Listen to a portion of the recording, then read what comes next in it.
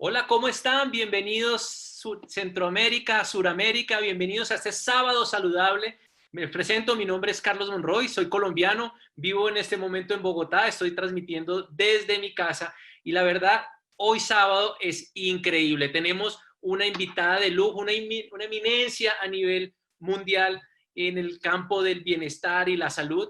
Y bueno, les comento un poco. Comencé en Herbalife hace 16 años y algo que me llamó muchísimo la atención fue el respaldo que tenía detrás de lo que me estaba metiendo. Que era una compañía en su momento que tenía más de 30 años en el mercado, estaba en más de 80 países, tenía un staff médico y científico increíble y así fui empezando, terminé renunciando a lo que hacía anteriormente para dedicarme 100% a Herbalife y bueno, después les contaré mi historia más completa porque no quiero quitarle ni un minuto a nuestra invitada.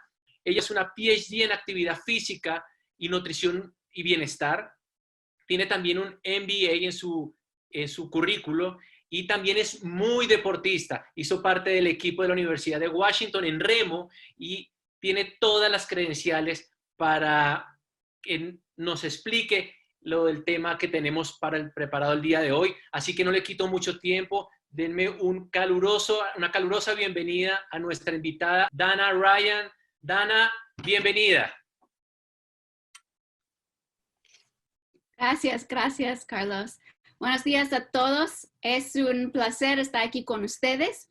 Lo siento, mi español no es tan bueno, pero los prometo que voy a practicar mucho y en el próxima vez voy a hablar totalmente en español. Pero English for today. So I'm going to go ahead and share my screen real quick.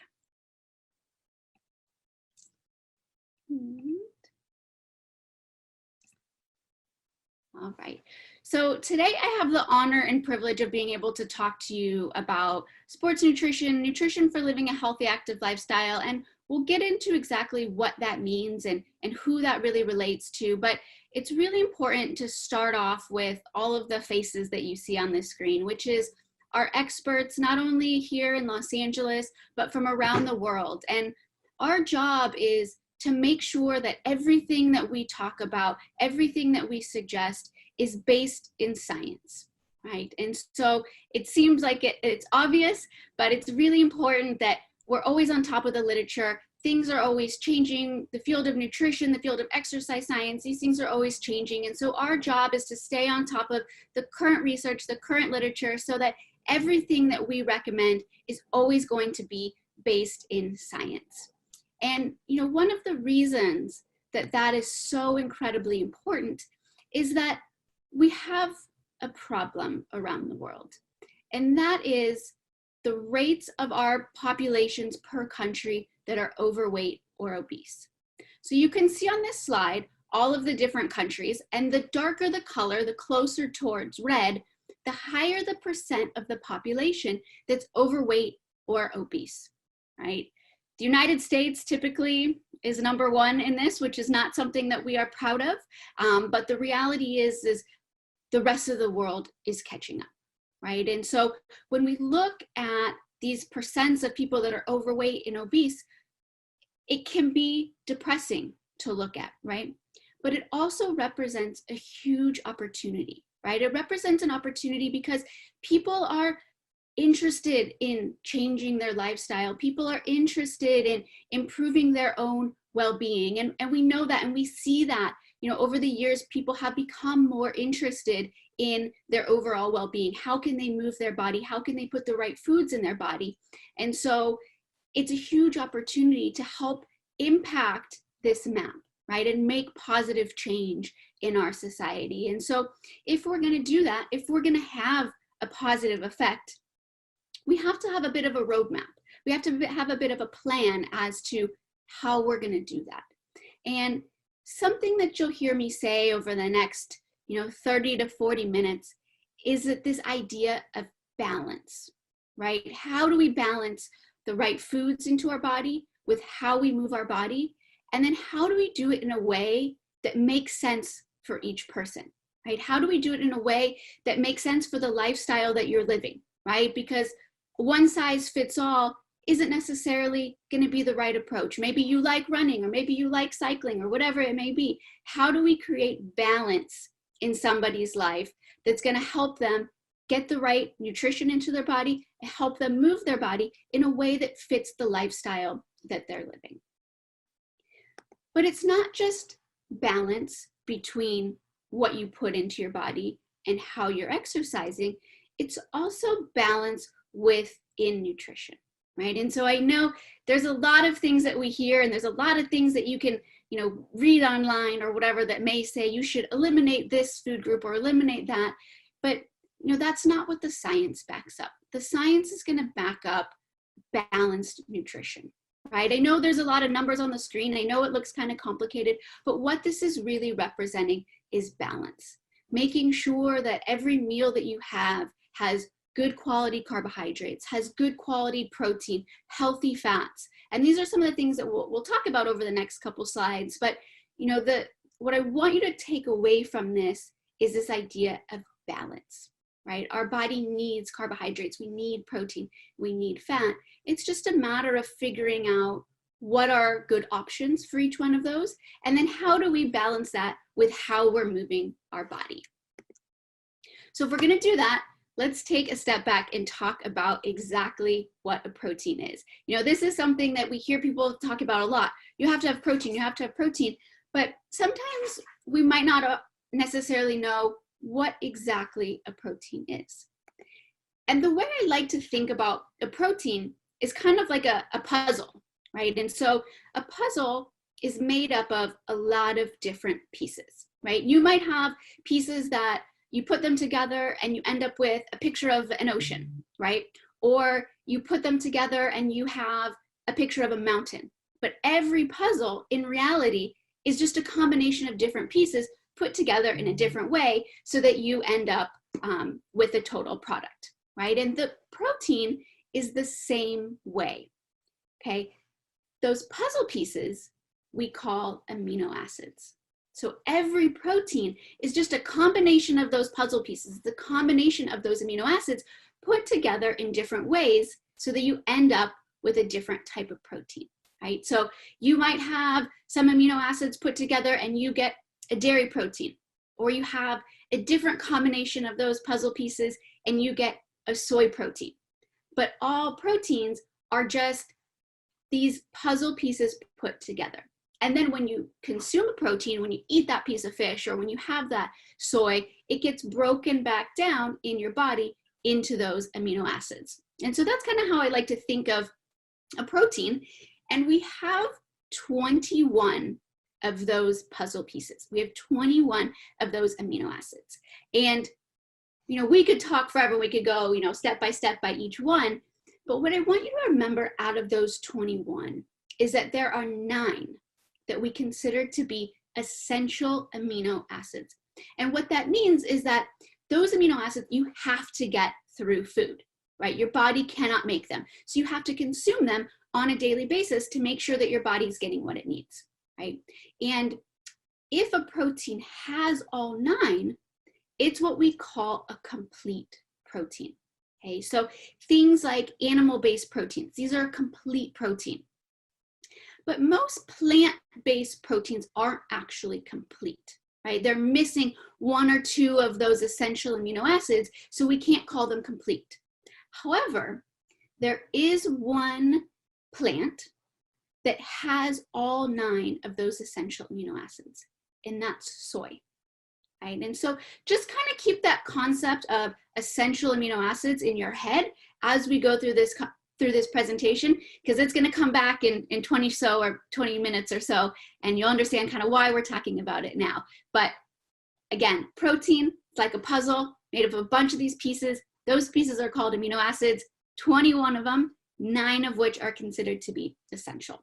Now, it's not just about having the right protein, it's also about when you want to consume that protein. And we know, oftentimes people tend to have like a lot of protein at night for dinner. Maybe they have a lot in the morning, but what you really want is actually to consume protein throughout the day, right? Because those puzzle pieces that we talked about, those amino acids, our body doesn't store them, but we're constantly needing them and using them. And so it's really important that you have protein throughout the day so that you're continuing to support your body as you're putting stress on your body, as you're moving throughout the day, you're giving your body those amino acids that it needs. So not just about the right type of protein, but it's also about having that protein throughout the day so that you can help build muscle mass and you can really support your body. Now, you might say, okay, she just said build muscle mass, and I don't really care. That's not my goal. Building muscle mass is not my goal. I'm not trying to go to the gym and get big, bulky muscles. But I want to challenge that notion a little bit and talk about why building muscle is really important for anybody, no matter what your goal is, right? And so we can start with the obvious, right? So a lot of times this is the image that we see projected when we talk about building muscle, we talk about sports nutrition, is that young girl or guy that is going to the gym, they want to get big muscles to, you know, look good or go to the beach or whatever it may be. And this is certainly an important role in protein, is building muscle for those reasons. However, it's not the only reason that we need protein to build muscle, right? Protein and building muscle is also a really, really important part of maintaining a healthy weight, right? And so, you know, a lot of times people will tell me like, you know, I'm really working on maintaining my weight. And so I think that when I exercise, I'm just not going to eat afterwards because that's going to be the best thing to help me maintain my weight. And it may seem, you know, kind of counterintuitive, but you actually want to have protein after you exercise to help maintain weight. And the reason for that is that when you have protein after you work out, this is going to help you build lean muscle. When you build lean muscle, that's going to help you increase your metabolism. Now, when you increase your metabolism, your body is more effective at burning calories. And so even if your goal isn't to build big, bulky muscles, it's just to maintain weight, protein is a really important part of that so that we can help maintain our metabolism. Okay, so maybe you want to go to the gym, build muscle, perfect. Trying to maintain a healthy weight, perfect. But having protein and building muscle is really, really important as we get older, right? And so if we think about protein and how our body uses it, actually, as we get older, our body's not as effective at utilizing protein. So it's really important that we continue to maintain an adequate intake of protein as we get older so that we can maintain our muscle mass, right? We know that as we get older, one of the facts of life is that if we don't do anything about it, we begin to lose muscle mass. You know, and that can start in late 30s, 40s, we can start losing muscle mass. And so really, really important that we consume enough protein to help support our body in that muscle making process. You know, because if you're younger and you're thinking like, oh, that's not me, I'm 20, I don't have to worry about it. Just start thinking about all the things that you use strength for that maybe you take for granted. You know, whether it's walking or even sitting up, these things require leg strength, they require core strength. And so maintaining adequate muscle mass is going to be really important for everybody. Okay, so whether you want a six-pack and big biceps, whether you're trying to maintain a healthy weight, you know, whether you're thinking about, you know, aging gracefully, every group of people, it's really going to be important to build muscle mass. Regardless of what your goal is, regardless of what your objective is, building muscle is going to be really, really important. But protein can't do it all on its own. We've got to have good quality carbohydrates also. And, you know, these days it's kind of easy to talk about protein because everybody's on board with protein. But carbohydrates, not everyone's a fan of carbohydrates. You probably hear it a lot, like, oh, carbohydrates are bad or this or that, or you should eliminate all the carbohydrates. And the reality is that your body needs carbohydrates, right? There's a lot of great benefits from having the right high quality carbohydrates. So everything that you see on the screen, fruits, vegetables, whole grains, these things are going to be good quality carbohydrates. And we'll talk about when you're active, why that becomes even more important. But just remember, carbohydrates play a very, very important role, and eliminating them is never going to be the way to go, right? So making sure we go back to that idea of balance. So good quality protein, good quality carbohydrates, and then balancing it with exercise, right? So you're looking at this slide, you're like, I don't know, what does this mean? And this is, not a lot of people like this slide, but it's just the reality of why we have to make sure that we keep everything in balance. Is if you look at the meal on the slide, which is a common meal that people have often, to burn the amount of calories from that meal, it's going to take about 2 hours worth of running. Okay. I don't know about you guys. I'm not a runner. It is not my favorite form of exercise. I do not want to have to run for 2 hours just to undo what I ate, right? I want to make sure that I'm putting the right nutrients into my body to help fuel that exercise that I'm going to do, right? Because we all lead incredibly busy lives. And so we're dedicating time to exercise. We want to make sure that we're getting the most out of that workout, right? And really, that's kind of the basis of sports nutrition, which is putting the right nutrients in your body, the right time, and eating with a purpose, right? So putting those good quality nutrients in your body. You know, oftentimes people think, oh, sports nutrition is this like really overly complicated thing that doesn't apply to me. But the reality is that sports nutrition is just grounded in the principles of good quality nutrition. And it's about timing. How do we put the right nutrients in our body at the right time? But before we kind of get into the details of sports nutrition, I want to talk about the word athlete. You know, because doing these trainings and having these conversations, you know, a lot of times people will say like, well, I'm not an athlete. Sports nutrition doesn't apply to me. I'm not good at what I do. I'm not playing on TV. I'm not an Olympian. I'm not whatever. So sports nutrition doesn't apply to me.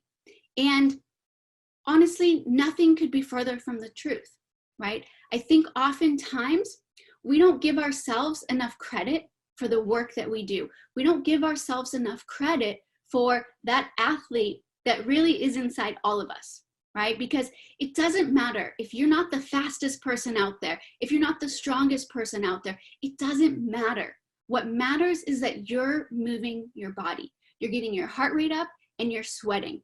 And you don't have to do what your best friend loves to do. You don't have to do what your husband, wife, your boyfriend, whoever loves to do. You've got to find whatever that is that you love to do and do it as often as possible, because there's no right or wrong when it comes to exercise. It's about getting the heart rate up. It's about sweating. It's about pushing your body. And when you do that, it's really important to fuel yourself like the athlete you are. So let me give you a couple examples just to kind of further touch on that point. Is, you know, like I said, sometimes we don't give ourselves enough credit for what we're doing, right? You may go for a walk for 30 minutes. You're going to burn about 250 calories. This is going to vary depending on how big or how small you are, how fast you're walking. But on average, you're going to burn about 250-ish calories. But things that we don't consider exercise also can be hard on the body, right? So if you're going out and you're gardening and you're, you know, getting your heart rate up, if you're doing all of these things, you're outside, you're in the sun, you're raking, you're moving all around, you're still burning calories, right? Still burning calories. Yoga, great form of exercise. You know, one of my favorites. You're going to burn about 300-ish calories depending on the type of yoga. But if you're out running around with your kids, you're going to burn a lot of calories also. You know, and I think one of the groups of people I hear the most from is new moms. And they say, you know what, I don't have time to go to the gym. I have, you know, young kids, I'm chasing after them. And it's like, don't discredit that, right? This is like for one kid, if you're running around chasing 2 or 3 kids, that's a lot of effort. That's a lot of energy. Carrying them up and down the stairs, that's like carrying a weight up and down the stairs. So don't discredit the work that you're doing on a daily basis just because you can't go to the gym. So you're still doing a lot for your body, right? A couple more examples. playing basketball, great form of exercise. But maybe you like to dance, right? Just because something's fun doesn't mean it's not exercise. It doesn't mean that you're not pushing your body. It doesn't mean you're not getting your heart rate up, right? So find those little things. Maybe it's dancing, maybe it's swimming, maybe it's hiking, whatever it may be for you. Just find what you're passionate about and do it as often as possible, right? And when you do that and when you find it, you'll find that athlete that I know lives inside all of you guys, right? Sometimes it's just a matter of looking for it. Because once you find it, no matter how good you are at a sport, no matter what level of athlete you are, it's going to be really important to fuel your body properly, right? Because again, even if you're not the fastest one out there running, your body still needs the same nutrients. It still needs carbohydrates for fuel. Still is going to need protein to help you recover. And the more you can start making those little changes and thinking of yourself like an athlete, it's really going to be helpful for those workouts that you're doing. So hopefully by now I've convinced you that there is an athlete that's inside of all of us. Sometimes it's a matter of just finding it. So now that we know that, let's talk about what your day looks like an athlete, right? And again, no matter who you are, no matter what level athlete you are, it's always going to start with a good quality breakfast, right? This breakfast might seem like a lot for you, but for someone that's active, you're going to want to make sure you have protein. You got that in the eggs. You've got, sweet potatoes, good quality carbohydrates, healthy fats from the avocado. Starting your day with a good quality breakfast is going to be very, very important to set your day off on the right foot, right?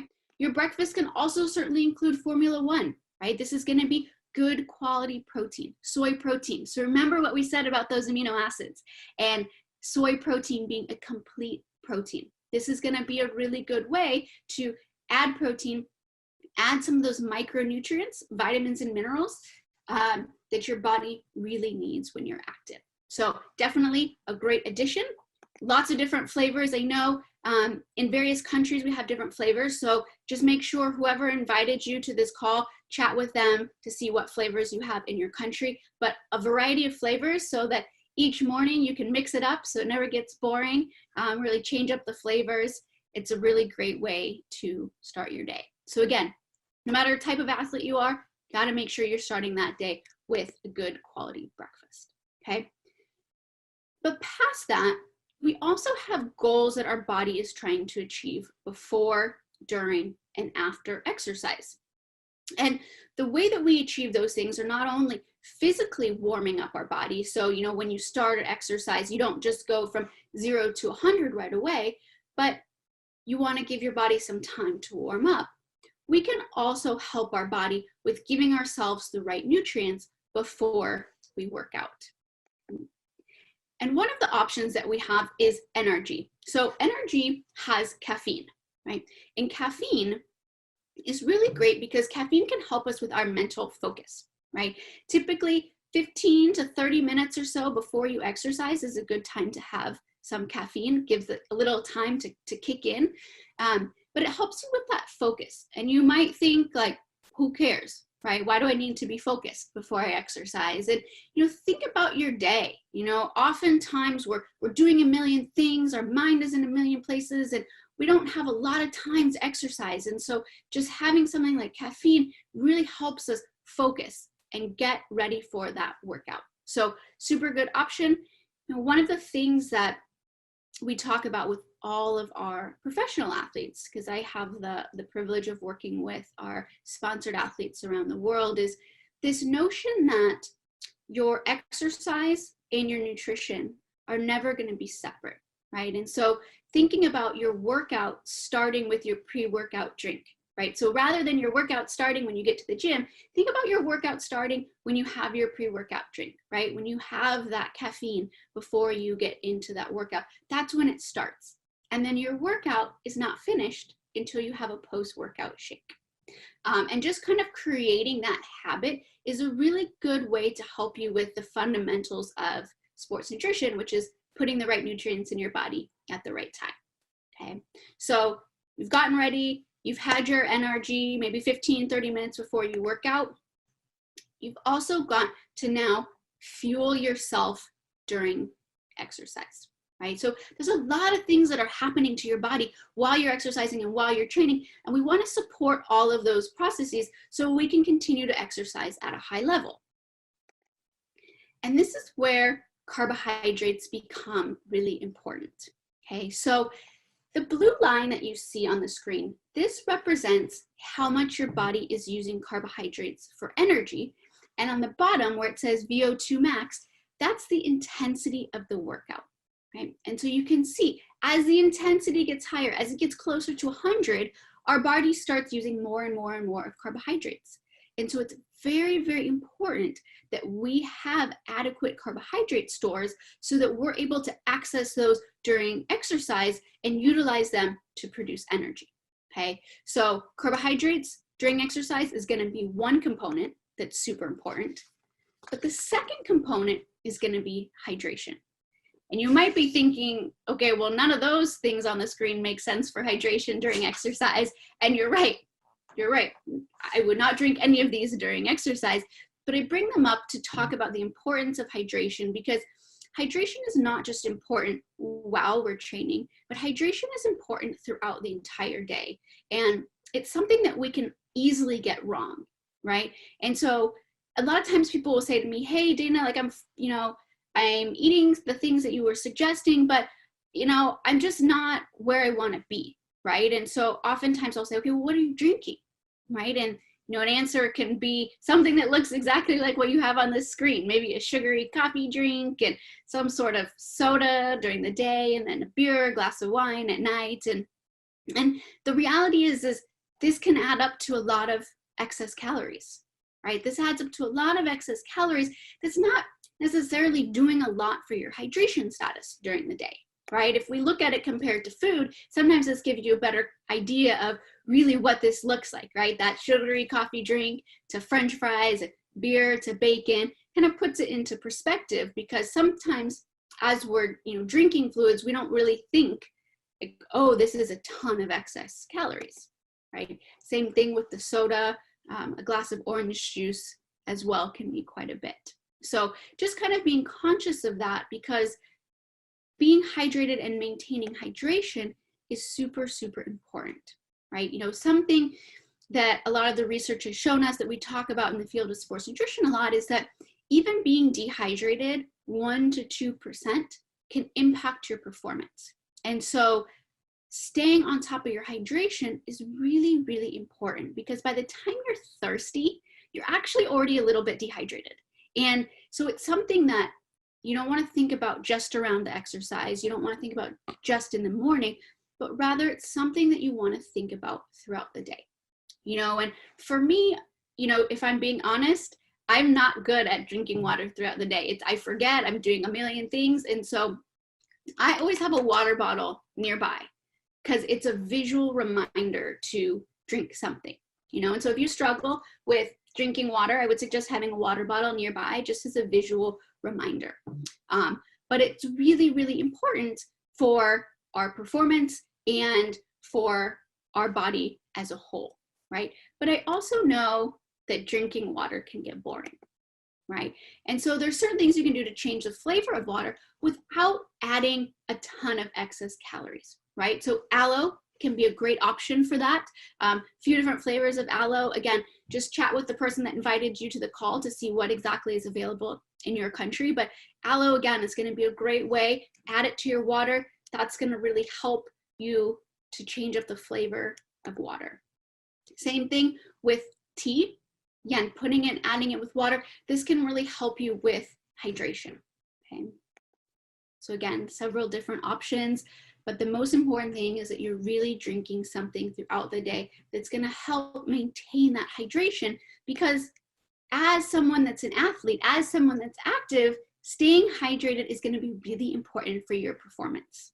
Okay. And performance is another one of those words where people are like, I don't care. I'm not trying to win something. I just want to move my body. Right. But when I'm talking about performance, I'm talking about what's personal to you. So that may be running a block farther. That may be cycling another kilometer. It may be lifting extra weight, right? So whatever is personal to you, that's the performance that we're talking about. right? And when we look at the impact that hydration can have, if you see on this graph, the white bar is someone that's dehydrated, and the black bar is someone that's hydrated. And what you can see is that lap after lap after lap, the person that's dehydrated gets slower and slower and slower, right? It's taking them more and more and more minutes to run, right? And so having adequate levels of hydration are going to be really important for maintaining that performance, right? So now if we think, okay, everything that we talked about is going to be based in science, you'll start to understand where some of the ingredients in CR7 Drive come from, right? Carbohydrates, we said, is really important for energy and fueling yourself, and then staying hydrated is also going to be really, really important. So CR7 Drive is going to be a combination of carbohydrates as well as electrolytes that are going to keep you hydrated, right? So it's a good combination of ingredients, right? You can use it before, you can use it during, or you can use it after training as well. So I really like to use it during training. If I'm doing a morning workout, I like to use it beforehand because it's going to give me some of those carbohydrates to really kind of get me going.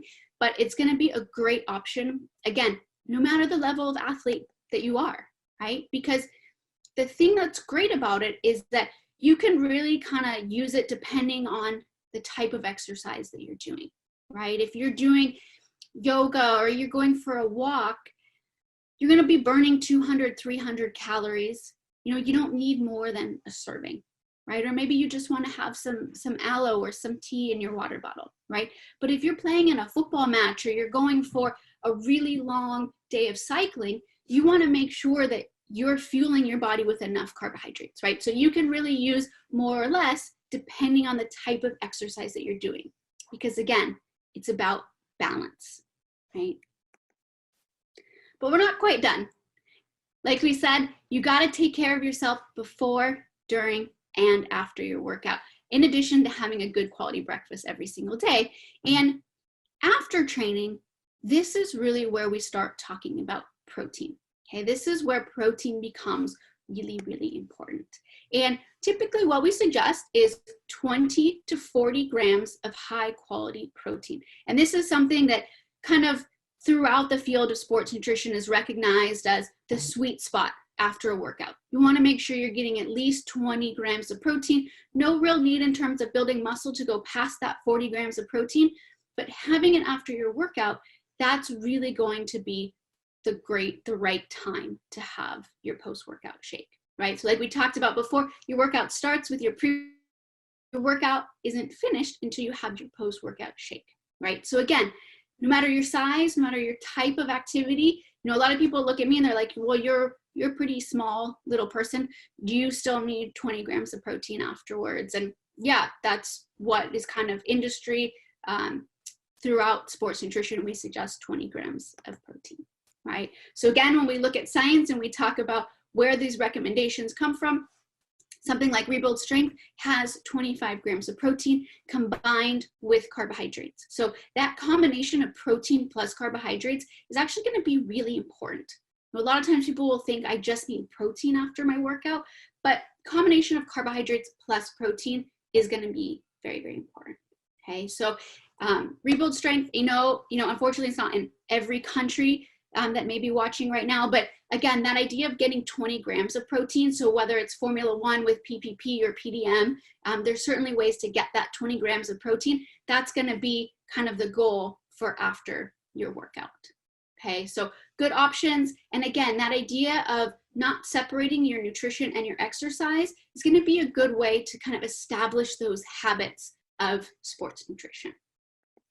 So I know that was a lot of information in not a lot of time. So I want to just kind of give you an overview of what we talked about. And again, this is just kind of a template, an idea, something that I put together. Is not something, you know, you have to follow to a T by any stretch of the imagination, but it kind of shows some of the things that we talked about, right? If you're working out in the morning, you want to make sure that you have something pre, during, and post. So maybe you're not going to get up super early before your workout. Having something like CR7 Drive is going to be a great option, followed by your post-workout shake, which is not going to be a meal replacement. Okay, so really important to keep that in mind. Your post-workout shake is not a meal replacement. It's to help you with the exercise that you just did. Protein throughout the day, and then having your multivitamin, again, things like aloe and tea for hydration, all those little things really make a big difference. If you're working out at night, basically same idea, just making sure that you've got that good quality nutrition around that workout. You've got the CR7 drive, you've got your rebuild strength, so you're getting yourself fueled, hydrated, and helping yourself recover. You can certainly throw in energy as well before your workout. But these are just kind of general ideas so you can see how it all comes together in a day. So that's pretty much all I have for you guys. Thank you again. Muchísimas gracias. It's always an honor and a privilege to be with you guys. And again, if you're thinking like, I just don't know if I'm an athlete, just try different things, find different things, because what's really the most important thing that you can do is move your body. Move your body more, get your heart rate up, start sweating a little bit. These things are really important. And when you do those things and when you find what you love to do, fueling yourself like that athlete that you are. So again, thank you guys all so much. It's always so fun to be with you, and I hope to see you all in person sometime soon. So thank you so much, and Carlos, back to you. Wow, Dana, was a fantastic information. Muchas gracias. Estarán de acuerdo conmigo que qué información tan valiosa. Aprendimos del balance nutricional. Se dieron cuenta que Dana habló mucho acerca de la proteína y la combinación con los carbohidratos. La verdad, qué buena información tuvimos este día de hoy, nuestro sábado saludable.